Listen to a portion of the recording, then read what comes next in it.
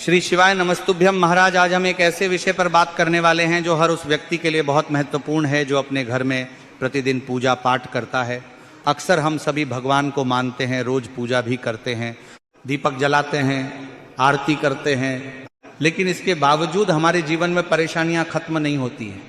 कई बार मन में यह सवाल जरूर आता है कि जब हम इतनी पूजा कर रहे हैं तो फिर हमें उसका सही फल क्यों नहीं मिल रहा है। तो महाराज, इसका कारण हमारी ही कुछ छोटी छोटी आदतें और गलतियां होती हैं जो हमारी पूजा के प्रभाव को कम कर देती हैं। हम अनजाने में कुछ ऐसी गलतियां कर बैठते हैं जिनका सीधा असर हमारी भक्ति पर पड़ता है। यही वजह है कि पूजा करने के बाद भी हमें वह संतोष या परिणाम नहीं मिल पाता जिसकी हम उम्मीद करते हैं। तो महाराज, सबसे पहले हमें यह समझना जरूरी है कि पूजा केवल एक क्रिया नहीं है, बल्कि ये हमारे मन, समय और श्रद्धा से जुड़ी होती है। अगर इन तीनों में संतुलन नहीं है तो पूजा अधूरी मानी जाती है। बहुत से लोग समय की कमी या लापरवाही के कारण पूजा का सही समय नहीं रखते हैं। कोई सुबह देर से पूजा करता है तो कोई शाम की आरती बहुत देर रात में करता है, जबकि पूजा का समय हमारे शास्त्रों में बहुत महत्व रखता है।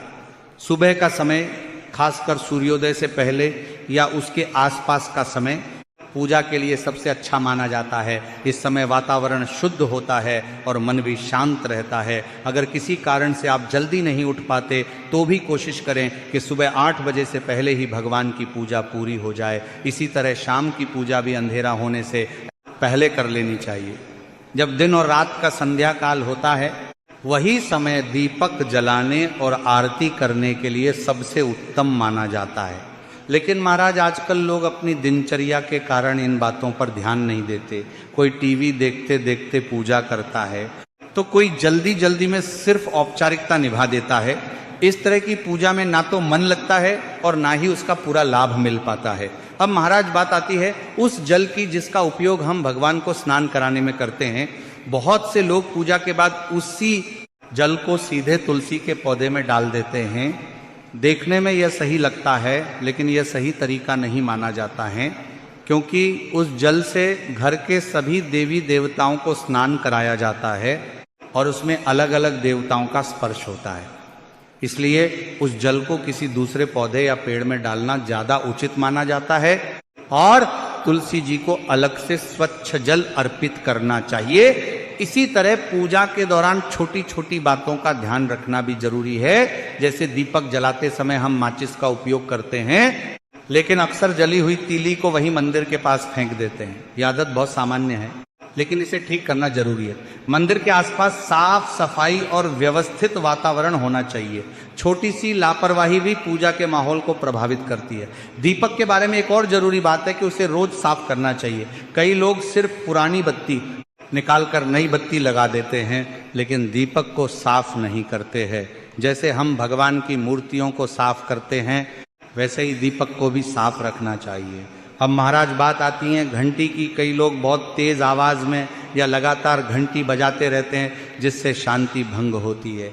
घंटी को धीरे और मधुर स्वर में बजाना चाहिए ताकि वातावरण में सकारात्मक ऊर्जा बनी रहे। आरती के समय अगर घंटी बजाई जाए तो वह पूरे समय तक संतुलित तरीके से बजनी चाहिए, न कि जोर जोर से। अब महाराज, आगे हम उन अन्य गलतियों के बारे में बात करते हैं जो अक्सर लोग अनजाने में करते हैं और बाद में सोचते हैं कि उनकी पूजा में कमी क्यों रह गई। लेकिन उससे पहले यदि आपको यह जानकारी उचित लग रही है तो वीडियो को लाइक करें, चैनल को सब्सक्राइब करें और कमेंट बॉक्स में ओम नमः शिवाय या हर हर महादेव जरूर लिखें। तो महाराज, जब हम अपने घर में मंदिर बनाते हैं तो उसमें कई देवी देवताओं की मूर्तियां और तस्वीरें रख देते हैं। यह श्रद्धा का प्रतीक जरूर है, लेकिन एक बात का ध्यान रखना बहुत जरूरी है कि एक ही भगवान की एक से अधिक मूर्तियां या तस्वीरें एक साथ न रखें। ऐसा करने से ध्यान भटकता है और नियमित सेवा करना भी मुश्किल हो जाता है। बेहतर यही है कि उतने ही देवी देवताओं को मंदिर में रखें जिनकी आप रोज विधि पूर्वक सेवा कर सकें। इससे आपका मन भी एकाग्र रहेगा और पूजा भी व्यवस्थित तरीके से हो पाएगी। इसी के साथ महाराज, एक और महत्वपूर्ण बात यह है कि भगवान की मूर्तियों और तस्वीरों को साफ रखना चाहिए। कई बार हम पूजा तो करते हैं, लेकिन मूर्तियों पर जमी धूल को नजरअंदाज कर देते हैं, यह सही नहीं है। जैसे हम अपने घर को साफ रखते हैं वैसे ही पूजा स्थान को भी स्वच्छ रखना जरूरी है। मूर्तियों को समय समय पर साफ करना और यदि संभव हो तो उन्हें स्नान कराना भी आवश्यक होता है। अब महाराज बात करते हैं एक ऐसी गलती की जो बहुत से लोग करते हैं लेकिन उस पर ध्यान नहीं देते। कई घरों में पूजा घर के पास ही पितरों यानी अपने पूर्वजों की तस्वीरें लगा दी जाती हैं। देखने में यह सामान्य लगता है क्योंकि हम अपने पूर्वजों का सम्मान करते हैं, लेकिन पूजा के नियमों के अनुसार यह ठीक नहीं माना जाता। भगवान की पूजा और पितरों का सम्मान दोनों अलग अलग विधियों से किए जाते हैं। इसलिए बेहतर है कि पितरों की तस्वीरें पूजा स्थान से अलग किसी अन्य जगह पर लगाई जाएं ताकि दोनों की मर्यादा बनी रहे। अब महाराज जब हम पूजा करने बैठते हैं तो एक और छोटी लेकिन जरूरी बात का ध्यान रखना चाहिए। कई लोग सीधे जमीन पर बैठकर पूजा शुरू कर देते हैं, लेकिन पूजा के लिए हमेशा आसन का उपयोग करना चाहिए। आसन पर बैठने से शरीर स्थिर रहता है और मन भी जल्दी एकाग्र होता है। इसके साथ ही यह भी ध्यान रखना चाहिए कि जिस आसन पर आप बैठ रहे हैं उसका सम्मान करें और उसे सही तरीके से उपयोग में लाएं। इसी क्रम में एक और बात आती है जो खासतौर पर उन लोगों के लिए है जिनके घर में बाल रूप में भगवान की पूजा होती है। जैसे अगर आपके घर में लड्डू गोपाल की सेवा होती है आप तो उन्हें तुलसी पत्र अर्पित करना बहुत शुभ माना जाता है। कई लोग ये भूल जाते हैं या इस पर ध्यान नहीं देते हैं, इसीलिए प्रतिदिन स्नान के बाद लड्डू गोपाल जी के भोग में तुलसी दल जरूर अर्पित करें। अब महाराज बात करते हैं तुलसी के पौधे से जुड़ी एक और महत्वपूर्ण बात की। बहुत से लोग रोज तुलसी में जल चढ़ाते हैं लेकिन कुछ विशेष दिनों का ध्यान नहीं रखते हैं। मान्यता के अनुसार कुछ दिन ऐसे होते हैं जब तुलसी को जल नहीं देना चाहिए और न ही उसकी पत्तियां तोड़नी चाहिए। जैसे कि रविवार के दिन और एकादशी के दिन तुलसी के पौधे में जल अर्पित नहीं करना चाहिए और तुलसी जी के पत्ते भी नहीं तोड़ना चाहिए। अब महाराज आगे हम कुछ और ऐसी गलतियों के बारे में जानते हैं जो बहुत सामान्य होते हुए भी हमारी पूजा के प्रभाव को कम कर देती हैं।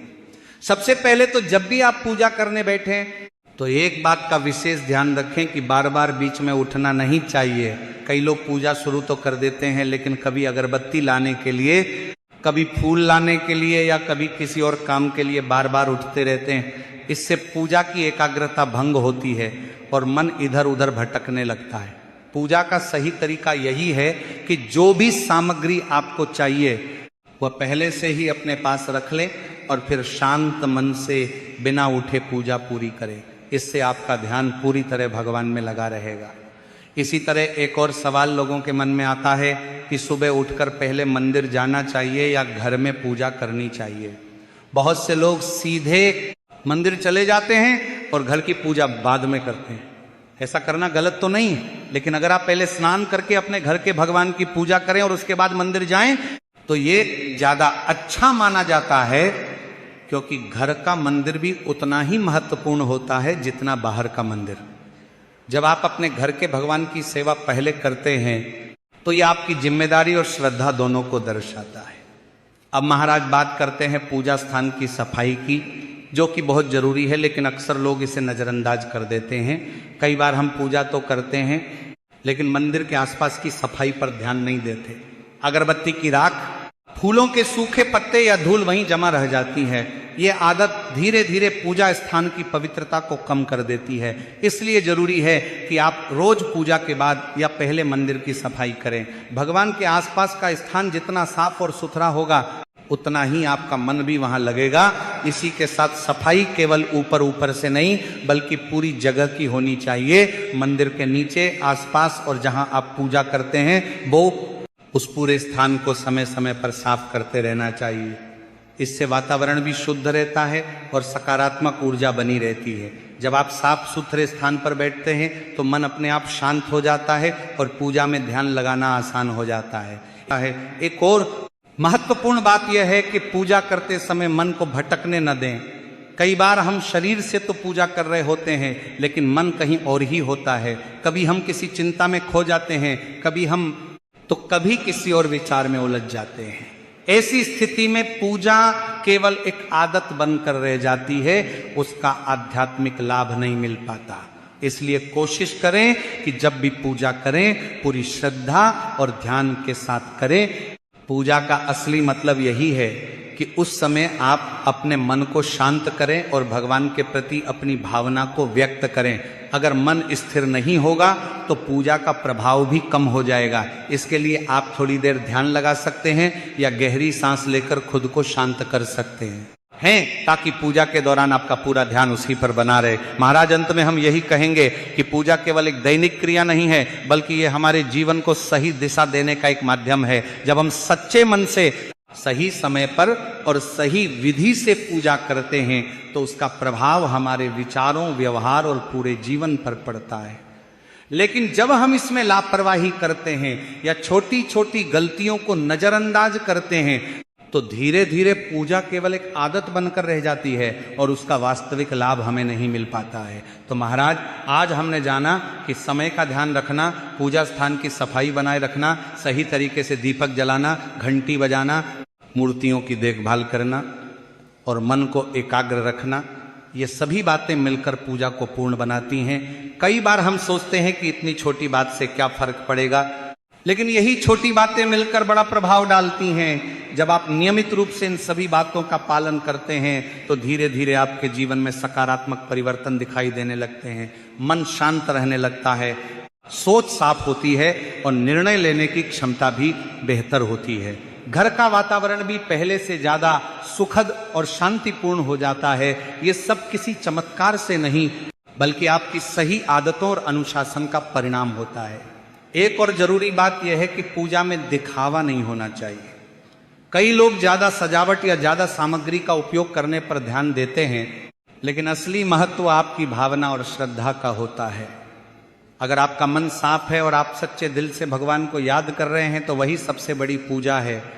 साधारण तरीके से की गई पूजा भी उतनी ही प्रभावशाली होती है जितनी बड़े आयोजन के साथ की गई पूजा। इसके साथ ही यह भी जरूरी है कि आप पूजा को बोझ न समझें। कई बार लोग इसे एक जिम्मेदारी मानकर जल्दी जल्दी खत्म करने की कोशिश करते हैं। ऐसा करने से ना तो मन को शांति मिलती है और ना ही पूजा का कोई विशेष लाभ होता है। पूजा को अपने दिन का एक शांत और सकारात्मक हिस्सा बनाएं, जहां आप कुछ समय के लिए अपने मन को स्थिर कर सकें। तो महाराज अगर आप अब तक की बताई गई बातों पर ध्यान देंगे और अपनी छोटी छोटी गलतियों को सुधारेंगे तो निश्चित रूप से आपको अपने जीवन में बदलाव महसूस होगा। जरूरी नहीं कि परिणाम तुरंत दिखाई दें, लेकिन धीरे धीरे आप खुद महसूस करेंगे कि आपके जीवन में शांति और संतुलन बढ़ रहा है।